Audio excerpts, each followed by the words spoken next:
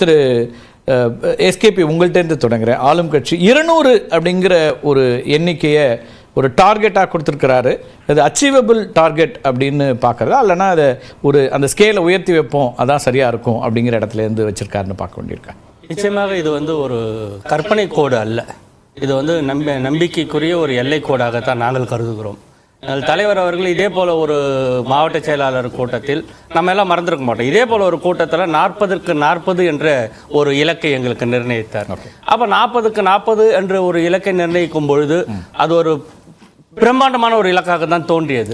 ஆனால் அதற்காக ஒரு திட்டமிட்டு, அதற்காக கடினமான ஒரு உழைப்பு, ஒரு ப்ரொஃபஷனல் எலெக்ஷன் மேனேஜ்மெண்ட்டு, அப்புறம் நிறைய நலத்திட்டங்கள், நிறைய நல்ல நல்ல திட்டங்கள் நடைபெற்று கொண்டிருக்கின்றன. அரசு மீது மக்களுக்கு மிக பெரிய நம்பிக்கை இருக்கிறது. இதையெல்லாம் வைத்து அந்த இலக்கை 2026 களம்ங்கிறது வேறையா இருக்கு இல்லையா? நீங்க உங்களுடைய நம்பிக்கையை நான் குறைச்சி மதிப்பிடல. ஆனால் 2026க்கான சட்டமன்ற களம் அப்படிங்கிறதுல இப்போதே 3 அணிகள், திரு விஜய் உள்ளிட்டவர்கள்லாம் உள்ள புதிய ஒரு பிளேயர்ஸும் உள்ள வர்றாங்க அப்படின்னா 200ங்கிறது 234 200 அப்படிங்கிறது ஒரு எளிதான ஒரு எதிர்கட்சிகளுக்கு தான் களம் எப்படி இருக்கும்ன்ற தெரியாத ஒரு பிடிபடாத ஒரு சூழல் இருக்கிறதா நான் நினைக்கிறேன். ஏன்னா ஆளுங்கட்சிக்கு அதே கூட்டணி, அதே கூட்டணியில் உடன் தேர்தலை சந்திப்பதில் ஆளுங்கட்சி உறுதியாக இருக்கிறது. கூட்டணி கொள்கை கூட்டணியாக இருக்கிறது, ஒத்த கருத்துள்ள கூட்டணியாக இருக்கிறது, இதில் எந்த எதிர்பார்ப்பும் இல்லாத கூட்டணியாக இருக்கிறது. ஆகவே இந்த கூட்டணி நிச்சயமாக ஏற்கனவே தமிழ்நாட்டின் மிகப்பெரிய வெற்றியான அதிகபட்ச வெற்றி 187 எதிர்பார்ப்பு இல்லாத ஒரு கூட்டணி இருக்க முடியுமா? 187 எதிர்பார்ப்பே கொள்கை கூட்டணி தான், மதச்சார்பற்ற ஒரு மக்களுக்கான ஒரு கூட்டணியாக இந்த கூட்டணி இருக்கிறது. 187 சீட்டு தான் அதிகபட்சம் ஆளுங்கட்சி வென்றது. அதை கலைஞர் அவர்கள், திராவிட முன்னேற்ற கழகம் தான் கலைஞர் தலைமையில் வென்றிருக்கிறது. இப்பொழுது எங்களுடைய தலைவர் தளபதி அவர்களின் தலைமையில் நிச்சயமாக 200 எட்டுவதற்கான அரசியல் சூழல் இருக்கிறது, எட்டுவதற்கான உழைப்பு எங்களிடம். கருத்தையும் அவர் முன்வைக்கிறார். சுணக்கமின்றி செயல்பட்டால் மீண்டும் திமுக ஆட்சியே அப்படின்னு சொல்றாரு. ஒரு தலைமைக்கு ஒரு ஆக்கப்பூர்வ அறிவியா இருக்கா, எச்சரிக்கையா இருக்கா, அல்லது இப்ப சுணக்கம் இருக்குங்கிற ஒரு விஷயத்தை அவர் பார்க்கிறாரா? இல்ல, தலைமை பதவியிலிருந்து இருக்கிறவங்க எந்த இடத்துலையும் எந்த ஒரு சின்ன ஒரு லூஸ் ஹெண்ட் இருக்கக்கூடாதுன்றதுதான் பார்ப்பார்கள். தலைவர் எல்லா பக்கமும் உன்னிப்பாக கவனித்துக் கொண்டிருக்கிறார். நீங்க எல்லாம் கவனித்தீங்கன்னா, தொடர்ந்து பார்த்தீங்கன்னா, திராவிட முன்னேற்ற கழகத்தின் அரசியல் செயல்பாடுகள் மட்டுமல்ல, சமூக செயல்பாடுகளோட திராவிட முன்னேற்ற கழகத்தின் கட்சியோட செயல்பாடுகள் ஒரு ப்ரொஃபஷனல் மேனேஜ்மெண்ட்டாக ஒரு நடப்பதை நீங்கள் எல்லாம் கவனிச்சிருப்பீங்க. ஏன்னா தலைவருடைய செயல் தலைவராக தலைவராக மாறிய பிறகு திராவிட முன்னேற்ற கழகம் எல்லா வகையிலும் வலிமை பெற்றிருக்கிறது. எல்லா இடத்திலும் தன்னுடைய பிரசன்ஸை உருவாக்கி இருக்கிறது. ரைட், ஒரு இலக்கு நிர்ணயிச்சிருக்கிறாரு. ஏற்கனவே நாங்கள் அந்த இலக்கை அடைந்திருக்கிறோம் அப்படிங்கிற இடத்துல முதல் கட்ட கருத்தை எடுத்துக்கிறேன். திரு செம்மலை, ஒரு 200ங்கிற இலக்கை அவங்க நிர்ணயிச்சுட்டாங்க. இன்னொரு பக்கம் தலைமை அப்படிங்கிறதுல உறுதிப்படுத்திருக்கீங்க. திரு எடப்பாடி பழனிசாமி எங்களுக்கான வியூகத்தை வகுப்பார், அவரோடு நாங்கள் எல்லோரும் இருக்கிறோங்கிறத சொல்லக்கூடிய ஒரு கூட்டம்னு இன்னைய கூட்டத்தை பார்க்கணுமா, அல்லது ஆட்சிக்கான அல்லது தேர்தலை சந்திப்பதற்கான வியூகத்தை வகுப்பதற்கான கூட்டமா? இந்த கூட்டத்தினுடைய முக்கியமான நோக்கம், பிரதானமான நோக்கம் என்ன? ஏன்னா உங்களுடைய ஐடிவிங்களுடைய ட்விட்டர் பக்கத்திலேயே போட்டிருந்தாங்க, நிறைய நம்ம காட்சி இணைய ஊடகங்கள்லாம் நிறைய விவாதங்களை முன்வைக்கிறாங்க. அதெல்லாம் இல்லை, எல்லோருமே திரு எடப்பாடி பழனிசாமி அவர்கள் பின்னால் அணிவகுக்கிறார்கள் அப்படின்னா இந்த கூட்டத்தினுடைய அடிப்படையான அம்சம்ங்கிறது அவருடைய தலைமையை உறுதி செய்யறது அப்படிங்கிற மாதிரி இருந்ததா? எப்படி அதை புரிஞ்சுக்கணும்? அதாவது மாண்பு எடப்பாடியார் அவர்களை இந்த இயக்கத்தினுடைய பொதுச் செயலராக, தலைவராக ஏதோ இந்த கூட்டத்திலே நாங்கள் உறுதிப்படுத்தவில்லை. ஏற்கனவே அது உறுதிப்படுத்தப்பட்டது, பொதுக்குழுவில் உறுதிப்படுத்தப்பட்டு விட்டது, தேர்தல் ஆணையத்தின் மூலமாக அங்கீகாரம் கிடைத்து விட்டது, உச்சநீதிமன்றமும் அதை உறுதிப்படுத்தி விட்டது. ஆக இன்றைக்கு நடந்த கூட்டம் இது ரொட்டீன், அதாவது செயற்குழு, அதாவது தேர்தல் ஆணையத்தினுடைய நிபந்தனைப்படி, அனைத்து இந்திய அண்ணா திராவிட முன்னேற்ற கழகத்துடைய சட்ட விதிகளின்படி 6 மாதத்திற்கு ஒரு முறை செயற்குழு கூட்டப்பட வேண்டும். ஆனால் இந்த இடையிலே தேர்தல் வந்ததால் அதற்கு பிறகு எங்களுக்கு ஆய்வு கூட்டம்லாம் நடந்தது, அதனால் காலம் தள்ளி போய்விட்டது, ஒரு 2 மாத காலம் தள்ளி போய்விட்டது. எனவே அது கூட்டப்பட வேண்டிய கூட்டம்தான். அதோடு இந்த நேரம் ஒன்று முக்கியமாக இருக்குது. திரு ஓ பன்னீர்செல்வம், சசிகலா அவர்கள் உள்ளிட்டவர்கள்லாம் ஒருங்கிணைய வேண்டும், ஒன்றிணைய வேண்டும் அப்படின்னா குரல்கள்லாம் வர நேரத்தில் அதெல்லாம் இல்லை அப்படிங்கிறதுல திரு எடப்பாடி பழனிசாமி உறுதியாக இருந்தார். ஏற்கனவே முடிவு செய்யப்பட்டது. இந்த கூட்டத்தில் அதை பற்றி பேச்சுக்கே இடமில்லை, பேசப்படவும் இல்லை. அவங்க ஆல்ரெடி ரூல்ட் அவுட். ஓகே, இன்னும் சொல்ல போனால் ஃபீல்ட் அவுட் ஆல்சோ. அதனால் அவங்கள பற்றி பேச்சே இல்லை.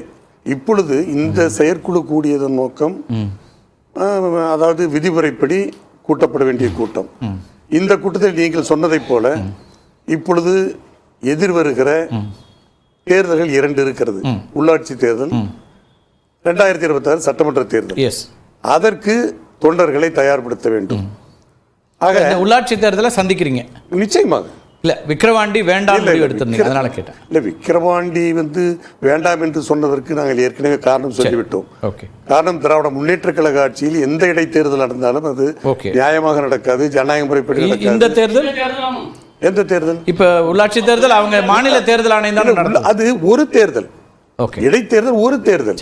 இது உள்ளாட்சி தேர்தல் என்பது நாடு முழுவதும் பல கட்டங்களாக நடக்கிற தேர்தல். எனவே அதிலே பங்கு பெறாமல் இருப்பது சரியாக இருக்காது. காரணம், அதுதான் எங்களுக்கு ஒரு பேஸ், அடித்தளம்.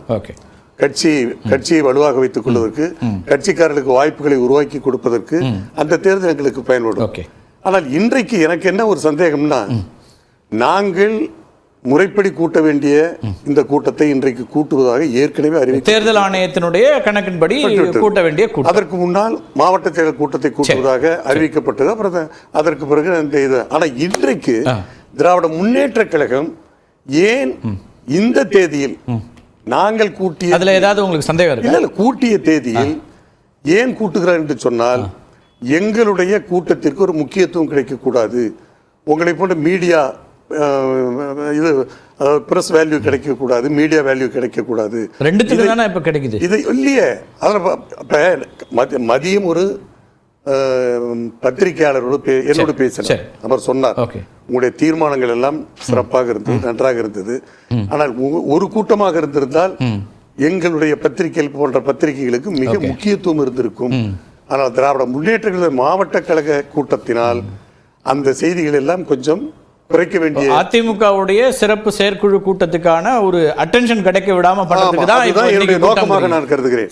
மற்றபடி சகோதரர் கருணாநிதி சொன்னதை போல 40ஓடு INDA கூட்டணியிலே இவர்கள் 19லயும் தேசிய அளவிலே 2 கட்சிகள், பிஜேபி, காங்கிரஸ் சொன்னீங்க. 2 பிரதமர் வேட்பாளர் இருந்தாங்க சொன்னீங்க. பிரதம மந்திரிக்கான தேர்தல். அதனாலதான் நாங்கள் பின்னுக்கு தள்ளப்பட்டோம்.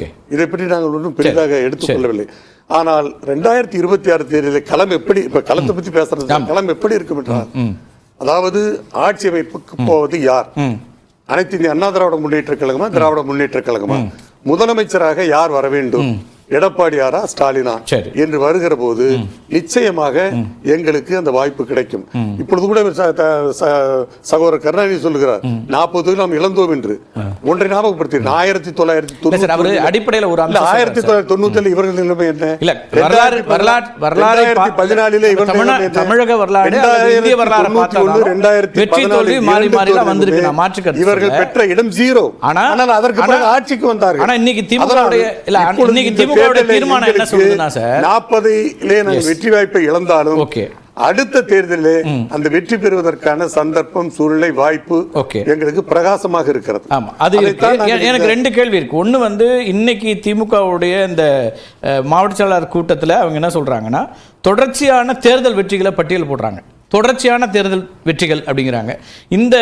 இதெல்லாம் சொல்லிட்டு கடைசியாக விக்கிரவாண்டி இடைத்தேர்தல் வரைக்கும் சொல்லிட்டு இதில் வாழ்த்தெல்லாம் சொல்லிட்டு இதில் அவங்க சொல்கிறாங்க, இதுவரைக்கும் பெற்ற வெற்றிகளை விட கூடுதலான வெற்றியை நாம் பெற்றிருக்கிறோம். கழகம் பெறாத வெற்றியை, இதுக்கு முன்னாடி திமுக பெறாத வெற்றியும் நாங்கள் பெற்றிருக்கிறோம்னா சொல்கிறாங்க.